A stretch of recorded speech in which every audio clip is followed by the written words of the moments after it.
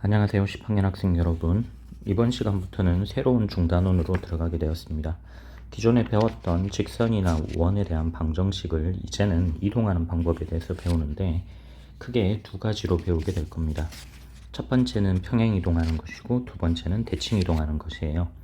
중학교 때 배웠던 내용과도 일부 포함이 되기는 하는데 좌표 평면 위에서 어떻게 움직이는지 또 식으로 어떻게 표현이 되는지를 배우는 것이 이번 학습의 목표가 되겠습니다.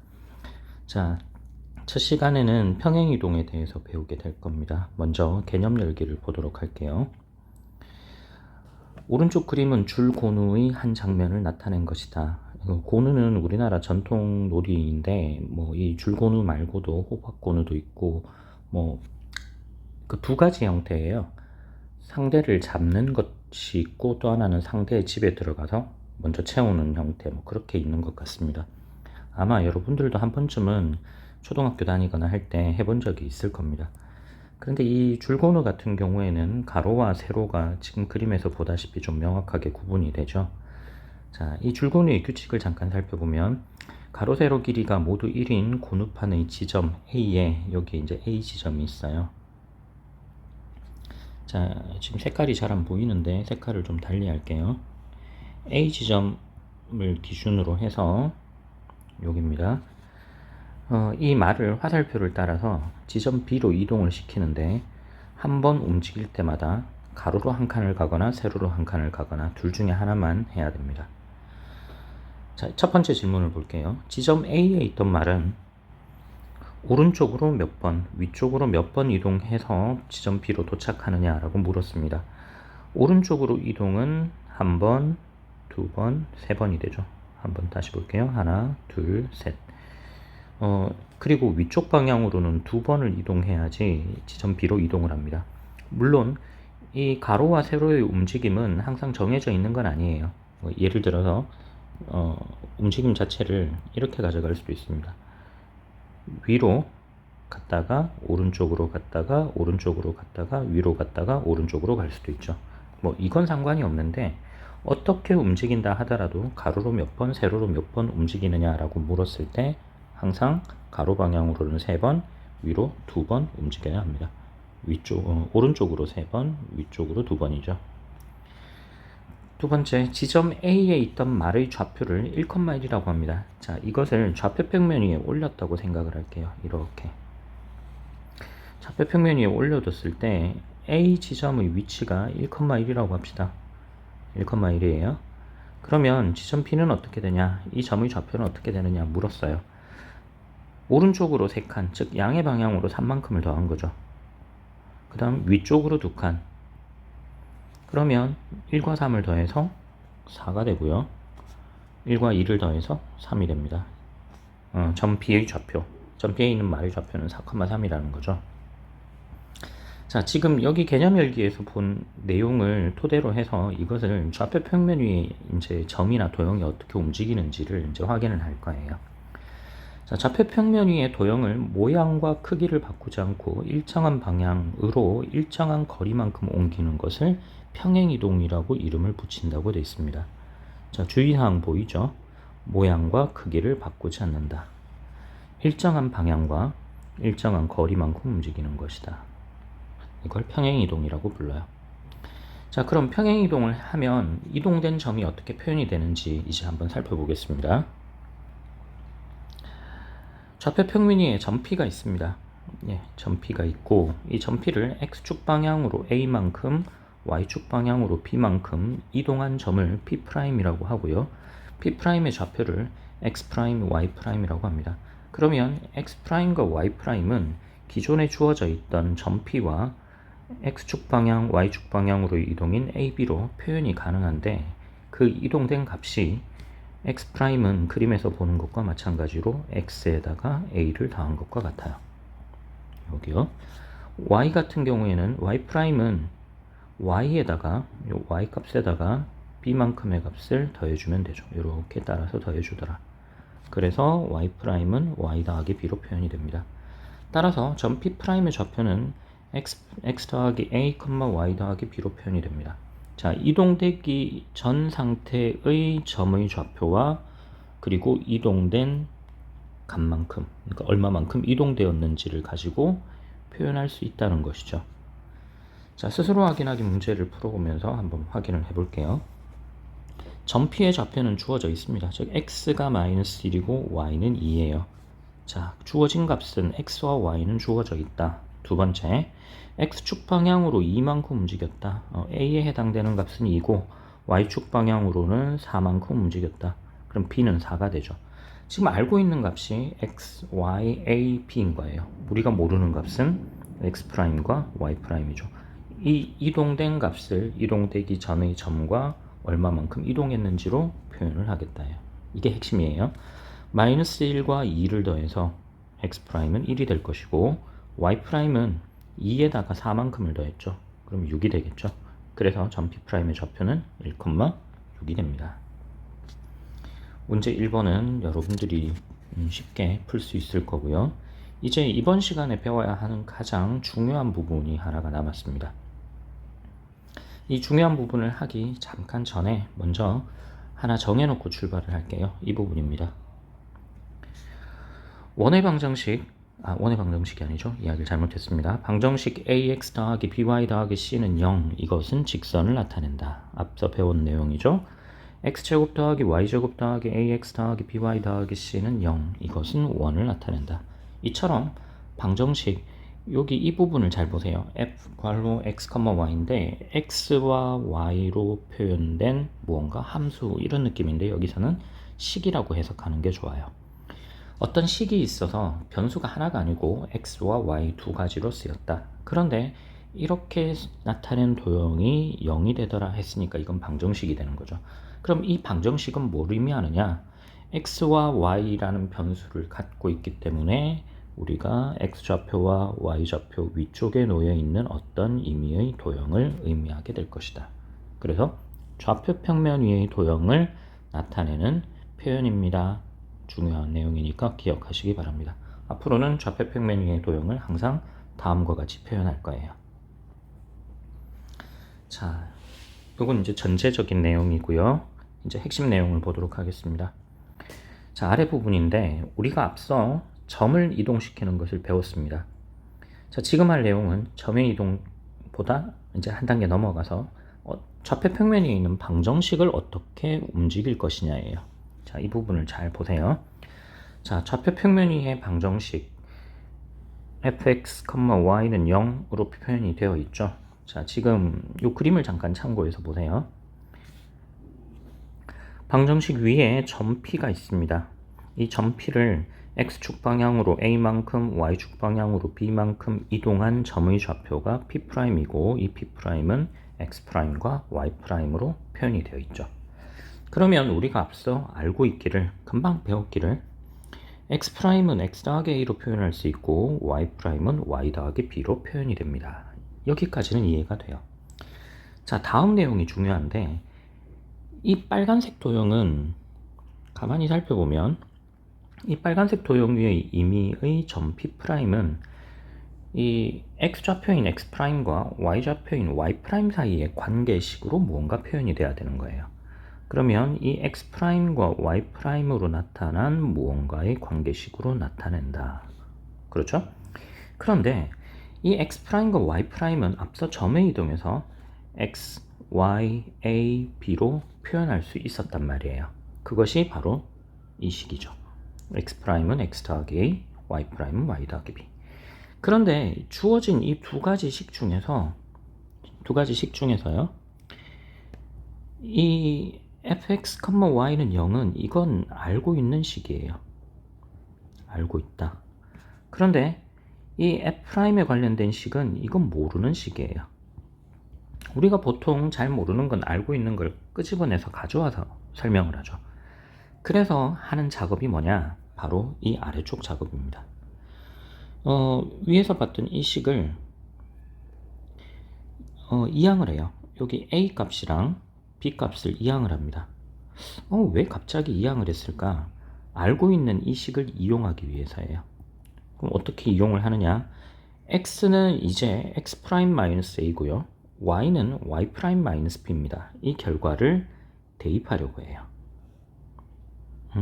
이미 알고 있는 식에다가 대입을 하겠다. 그럼 대입해서 얻어진 식이 바로 이 아래식인 거죠.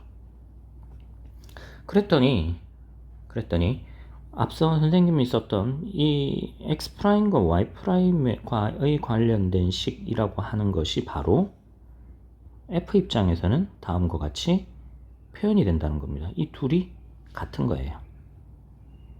이 둘이 서로 같아요. 기존에 있던 이 f라는 규칙으로 해석을 해버린 겁니다. 그러니 이제 이걸 가지고 설명을 하면 되겠죠. 이름을 붙이면 되겠죠.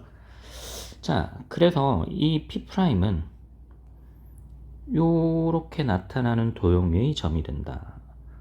위랑 아래랑 비교를 했을 때 차이점이 하나 보이죠. 그 차이점이 뭐냐?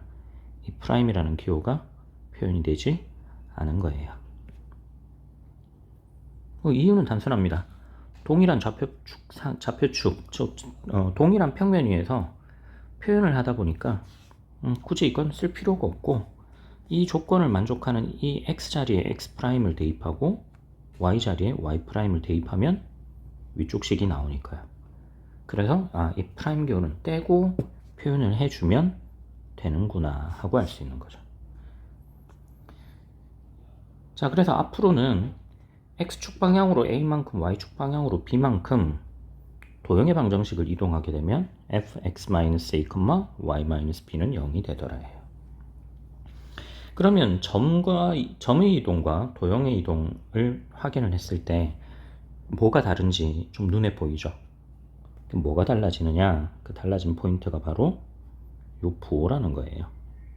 도형의 이동에서는 위에서 봤던 이 이항의 작업이 한번 들어가기 때문에, 이항하는 작업이 들어가기 때문에 부호가 바뀌게 됩니다. 보통 이 부분에 대한 설명을 친구들에게 하면 좀 많이 힘들어해요. 헷갈려해요. 그래서 앞서 점의 이동과 이 도형의 이동은 여러분들이 반드시 한번 꼼꼼하게 읽어보시기 바랍니다. 다시 한번.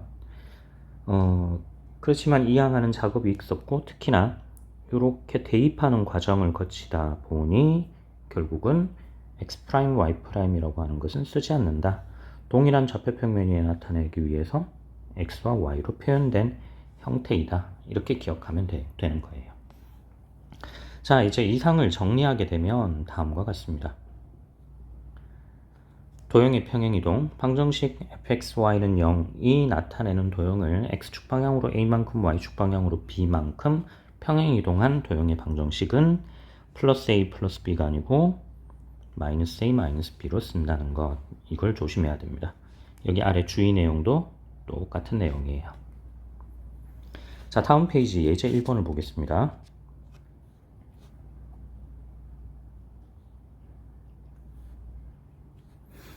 예제 1번, 다음 방정식이 나타내는 도형을 x축 방향으로 2만큼, y축 방향으로 마이너스 1만큼 평행이동한 도형의 방정식을 구하십시오. 자, 어떻게 해야 되는지는 금방 알 수 있었죠. x축 방향으로 2만큼이니까 x 대신에 x-2를 대입한다. y축 방향으로 마이너스 1만큼이니까 y 대신에 y-1만큼을 대입하겠다. 결국은 y 플러스 1을 대입한다는 거죠. 그래서 나온 식이 이거예요. x-2 마이너스 3 곱하기 y 플러스 1 더하기 2는 0. 식을 전개하고 동료항끼리 정리했더니 x-3y-3은 0이 되죠. 그림으로 보면 여기 보이는 이 까만색 선이 빨간색 선으로 이동을 한 거예요. 대표적으로 점 하나를 한번 살펴봅시다. 자, 예를 들어서 이 x절편 보이죠? 마이너스 2,0. 이 점이 어디로 이동했을까요? x축 방향으로 2만큼, y축 방향으로 마이너스 1만큼 이동해서 얻어진 점 보이죠? 0, 마이너스 1인 거예요. 마이너스 2,0이 0, 마이너스 1로 이동했다. x축 방향으로 2만큼, y축 방향으로 마이너스 1만큼 움직인 거다. 눈에 보이죠? 자, 다음 두 번째. 이번에는 원을 움직입니다. 역시 마찬가지예요. x 대신에 x-2, y 대신에 y 플러스 1을 대입했더니 x-2제곱 더하기 y 더하기 1제곱은 5가 되죠. 까만색 원이 파란색 원으로 이동을 한 겁니다. 원점을 확인을 해보면요. 보통 원에서는 가장 중요한 점이 중심이에요. 원 위의 점들도 중요하지만 원의 정의를 이야기할 때는 중심과 반지름으로 이야기를 하니까 이 원의 중심이 어떻게 움직였는지를 보통 생각하는 게 중요합니다. X축 방향으로 2만큼, Y축 방향으로 마이너스 1만큼 움직였더니 이동된 점의 좌표는 2, 마이너스 1인 거죠. 자, 특히나 지금 이동한 거리가 루트 5만큼 이동했습니다. 그런데 하필 그 루트 5가 반지름이죠. 그래서 원의 중심이 기존에 있던 원 위의 점 2, 마이너스 1로 이동이 되었다. 그러다 보니 기존에 있던 중심은 이동된 원 위의 점이 되었다. 이렇게도 되네요. 문제 2번과 3번은 여러분들이 풀어보시고요. 수학 역량 기르기로 넘어갈게요. 자, 이 부분에서 하고 싶은 이야기가 중요한 이야기가 하나가 있습니다. 문제를 다 풀어보고 한번 정리를 해보겠습니다. 좌표 평면에서 도형의 이동을 합니다. 변하는 것과 변하지 않는 것이 뭐냐? 자, 변하는 것, 변하지 않는 것. 이게 핵심이에요. 직선을 이동을 할 때 다음 중 변하지 않는 것은 무엇일까요? 자, 직선을 이동을 하겠습니다. 좌표 평면을 하나 그리고요. 그냥 임의로 직선을 하나를 그릴게요. 자, 여기 파란색 선이 있습니다. 이게 원래 있었던 도형이라고 쳐요. 자, 이것을 X축 방향으로 Y축 방향으로 움직입니다. 예를 들어서 X축 방향으로 A만큼, Y축 방향으로 B만큼 움직였어요. 이렇게 움직였을 때 변하는 것. 자, 일단 한눈에 보기에도 X절편은 변하죠. 지금 변하지 않는 것 찾았으니까 X절편은 아니다. Y절편도 지금 변한 게 보이죠. 이것도 아니에요. 원점과 직선 사이의 거리, 점과 직선 사이의 거리는 어떻게 될까? 지금 그림으로는 이동된 게 얼핏 비슷해 보이지만 이 이동이 훨씬 더 멀어진다면, 이게 좀 멀리 이동을 하다 보면 뭐 이렇게도 갈 수 있는 거죠. 이 떨어진 거리가 바뀌죠. 이것도 아닌 거예요. 그러면 남아있는 건 뭡니까? 기울기만 변하지 않는다는 이야기예요. 기울어진 정도. 자, 직선은 두 개의 점이 남아있으면 해석이 된다 했죠. 원래 상태로 되돌릴 수 있다 했습니다. 점 두 개를 움직입니다. 똑같이 뭐 X축 방향으로 Y축 방향으로, 똑같이 X축 방향으로 Y축 방향으로 이렇게 움직였다고 한번 해보죠. 그럼 움직이게 되면 너무 끄트머리 부분에 지금 써서 좀 문제가 되네요. 자, 이게 같은 거리라고 칩시다. 똑같이 이렇게 움직였다고 쳐요. 그러면 이동된 점은 기존에 있던 이 두 점에서부터 떨어진 거리라던가 이 똑같이 증가량 X쪽으로 Y쪽으로 증가량이 변했기 때문에 이들의 차이는 없는 거예요. 결국은 이 증가량에 대한 것들이 변함이 없는 거죠. 이 삼각형이 그대로 유지가 됩니다. 기울어지거나 하지 않는 거예요. 자, 요거 하나입니다. 두 번째, 원에서는 변하는 것과 변하지 않는 게 뭐냐? 이것도 잠깐 생각해보면 금방 알 수 있는데, 원에서 변하는 것은 일단 중심의 좌표가 바뀌죠. 중심의 좌표 바뀌어요. 그리고 또 원 위의 점도 바뀌죠. 뭐 도형이 이동했으니까 당연히 원 위의 점도 바뀌는 게 맞습니다. 그런데 변하지 않는 건 뭐냐? 뭐가 변하지 않았냐? 가장 대표적인 게 반지름이에요. 반지름 변하지 않습니다. 움직여도. 그렇죠? 반지름이 변함이 없다는 건 원 넓이도 변하지 않는다는 이야기예요. 이 원 넓이라고 하는 건 결국은 반지름의 영향을 받는 거라서 실은 이야기하지 않아도 상관은 없습니다. 뭐 근데 이것뿐만 아니고 원 둘레 이런 것도 변하지 않아요. 원 둘레의 길이. 하고 싶은 말은 뭐냐? 변하는 건 위치, 변하지 않는 건 거리예요. 통칭해서 그냥 이렇게 써버릴게요. 변하는 건 위치예요. 변하지 않는 건 거리예요. 그리고 또 하나 기울어진 정도예요. 자, 이렇게 썼더니 하나 궁금한 게 보이죠? 첫 번째 원과 직선 사이의 거리에서 이거 거리라고 했는데 이거 안 변해야 되는데 왜 변했을까? 그 이유가 있습니다. 왜냐하면 기존에 있던 점들은 다 똑같이 따라서 움직인 거예요. 같이. 직선은 움직였는데 원점은 움직이지 않았죠. 움직이려면 둘 다 같이 움직여야 돼요. 같이 움직인다면 거리나 기울기가 그대로 따라가는데 원점이라고 콕 박아버려가지고 하나는 움직이지 않고 하나는 움직여서 이건 변합니다. 여기서 이야기하는 거리는 똑같이 평행이동해서 움직였다. 모든 대상들이 똑같이 움직였다 했을 때의 거리를 뜻하는 거예요. 자, 이번 시간은 이렇게 해서 평행이동에 대해서 정리하겠습니다. 자, 앞서 점 이동과 도형의 이동은 어떻게 다른지 배웠죠. 그 다음 지금 이 수학 영향 기르기에서 변하는 것과 변하지 않는 것에 대한 설명을 했습니다. 반드시 한번 이 부분은 여러분들이 읽어보고 머릿속에 확실하게 개념을 잡아둬야 돼요. 10학년 과정뿐만 아니고요. 11학년, 12학년 과정에서도 계속 사용이 됩니다. 반드시 기억하시기 바랍니다. 다음 시간에 뵙겠습니다.